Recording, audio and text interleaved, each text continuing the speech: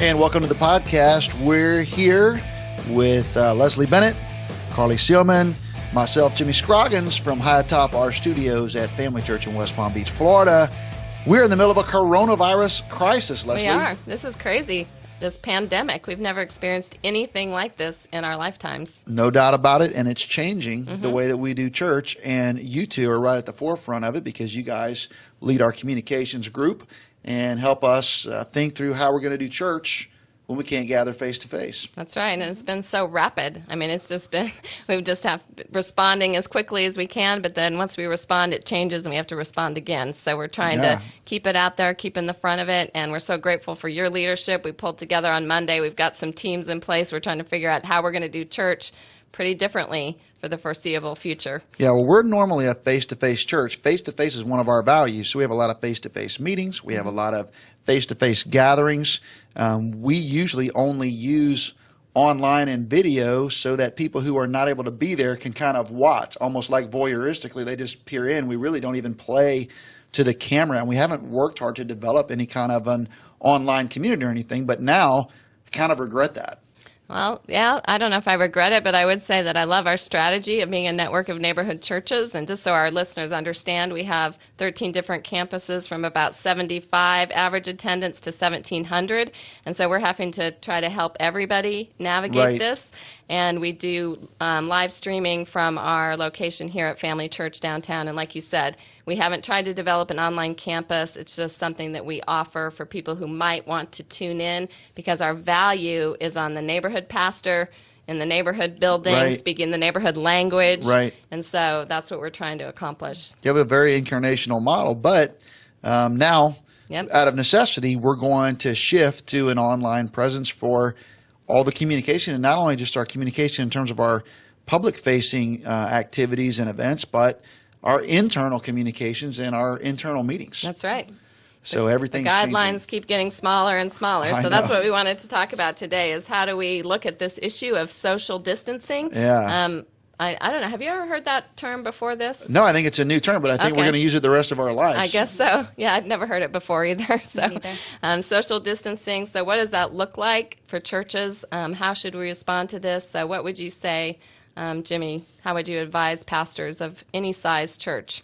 Well, one of the things that I think is social distancing is the method that our government and our health officials have chosen to try to combat the virus. It's what they've tried to do worldwide, and we think that they've actually had some success in tamping down the spread of the virus in other places using social distancing. In other words, preventing face-to-face contact, keeping distance between people from 3 to 6 feet, avoiding face-to-face meetings as much as possible.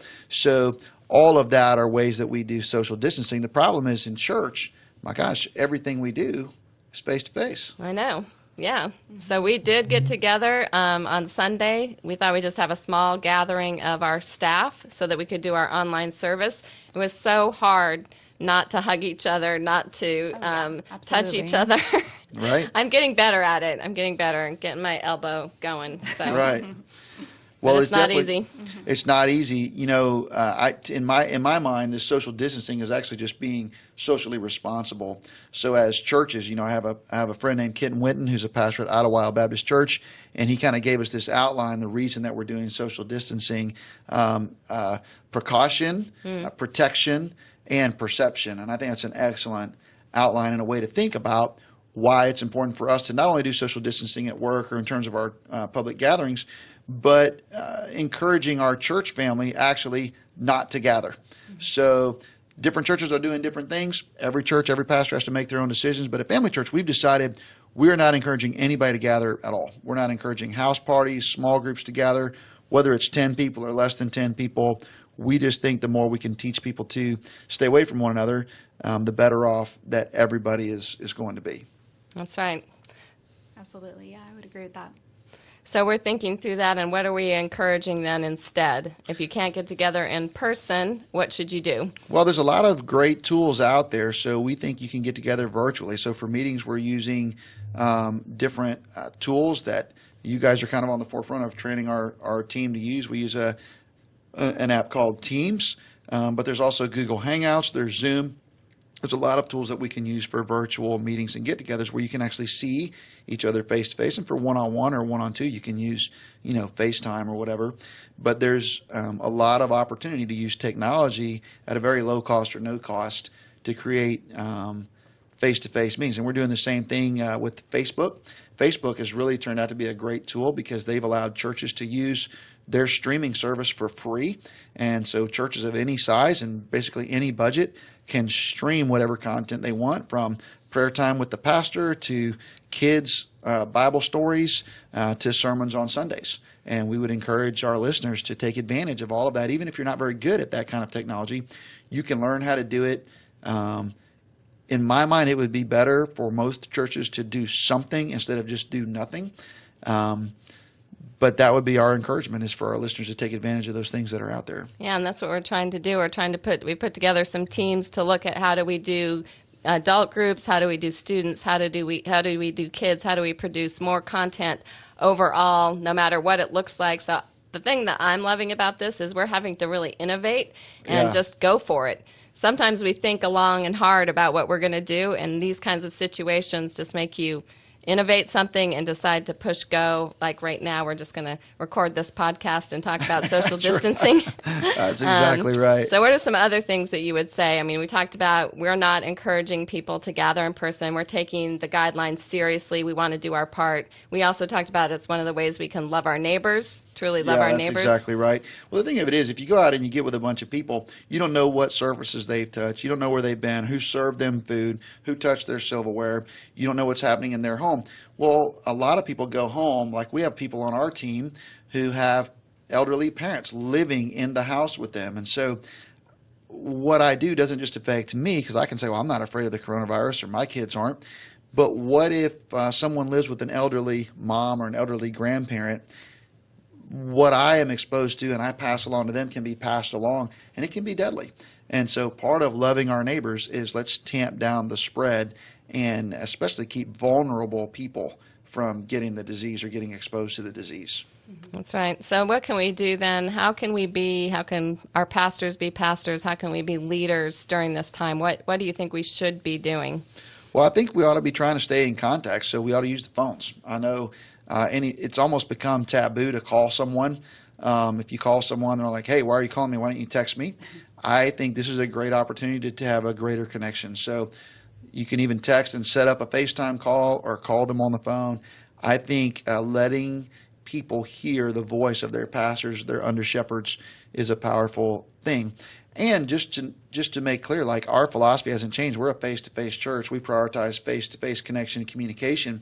And so our hope is that we use, out of necessity, this virtual season to continue to build connections so that one day, when we get the green light, we can gather face-to-face again. Mm-hmm. So our goal is not to replace face-to-face with something else. Our goal is to use this as a stopgap measure, but also to sharpen our skills and broaden our expertise so that when we gather face-to-face again, we can do so even more effectively and have better ways of connecting with people than we've ever had before. Yeah, so some people are saying this is going to change things forever. Like, church may never be the same after this. What would you say to that? Well, there's a lot out there. So certain futurists and people who study these things have been saying for years that virtual church is actually the future and face-to-face church is passé. I could not disagree with that more. I do think that virtual environments, virtual communication, presentations are going to be a part of the future.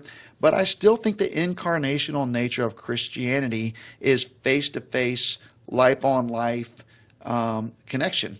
And so I think we as Christians are going to want to gather in a room where somebody that we know and knows us is going to teach us the Bible, where people that we know can hold us accountable for living lives worthy of the gospel, and where we can encourage one another face-to-face and stir one another up to love and good deeds. So we don't want to neglect meeting together, and I don't think virtual meetings are what the Holy Spirit and the authors of Scripture had in mind, although out of necessity, I'm so thankful we live in a day where we can do this. I almost wonder if it will create more of a hunger that doesn't exist now, because we have both things going on, and a lot of people say, oh, the kids are always on their screens, they're never interacting face-to-face, they don't know how to have a conversation.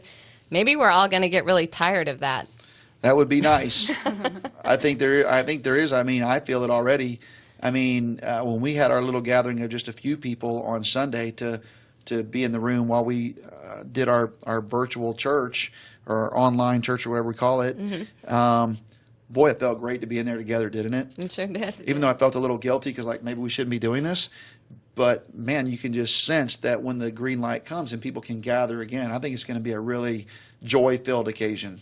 Again, it was changing so fast. So when we made the announcement on Friday that we weren't going to gather in person, that we were going to be online, but let's just get our staff together, that seemed like a really good idea. Well, by Sunday morning, it didn't seem like such a good idea anymore. So how do you think we can keep responding in a rapid fashion? Like what should church teams be doing to try to be out front? Well, there's a couple things. One, I think we need to go to almost zero face-to-face meetings. Of course, people watching this are like, "And what are you doing right now?" There's only well, don't do as we do as we say. So I do think that we ought to try to eliminate face-to-face meetings as much as possible in terms of, but we still have to work. But in terms of gathering people from other places who aren't normally together, pulling them into rooms together, sharing surfaces that they're going to be touching and so forth. I just think we ought to go to zero on that, and I think that's what basically everybody's going to. So that's one thing. The other thing is, I think churches need to think about what this means on a longer term. I've just seen so many friends of mine saying, "Hey, we're going to go worship online for the next 2 weeks." I think it's going to be more like 12 weeks or 15 weeks. I think this is going to extend well into the summer, maybe until the start of school in the fall. And so I think churches need to be preparing themselves for that. And there's a lot of implications of what that means for how we do church. Yeah, what does that mean? So what have we said to our team today so far when they've asked us, what are we going to do? What have we told them? Well, we're going to have church, but we're going to do it Tuesday, March 17th. Yeah, that's right. Well, we've said we're going to do it. We're going to do it online. I mean, we're going to do everything online. We've talked about not spending any money because one of the big implications for a church like ours is if you're not meeting face to face, we have a good percentage of our giving that is done online or electronically, but there's also a healthy percentage of our giving that's done in person, and so that's going to go down. The economy is going to take a gigantic hit for a season. People are not going to be able to sell things. They're not going to be able to work. The whole hospitality industry is crushed down. So there's going to be whole segments of our church that are not in a position to give the way that they were. Plus the stock market's crashing. So even people who normally are wealthy people who give out of wealth are going to feel maybe a little bit more cautious because their wealth has significantly reduced as the stock market's gone down. Our hope is that this will be a V-shaped recovery, that the economy will come back quickly, that the stock market will come back quickly, and by the end of the year, we'll be in good position again. But I think it's going to be tough sledding, and churches that have a lot of debt are going to have a difficult time because I think this is going to get a lot worse financially before it gets better. But when it gets better, I think it'll get better quickly. And then other things we've said is like we aren't going to plan for an in-person Easter. No, that's exactly right. We're not going to plan for any kind of in-person gatherings for a while, and we're kind of looking at the summer. That's right. So we basically resigned ourselves. There's going to be no face-to-face Easter, no face-to-face Good Friday, Holy Week services. We don't think there's going to be anything like VBS, kids camp. We don't think there's going to be student camp this summer. We have no plans to go to the Southern Baptist Convention because we don't think it's going to happen.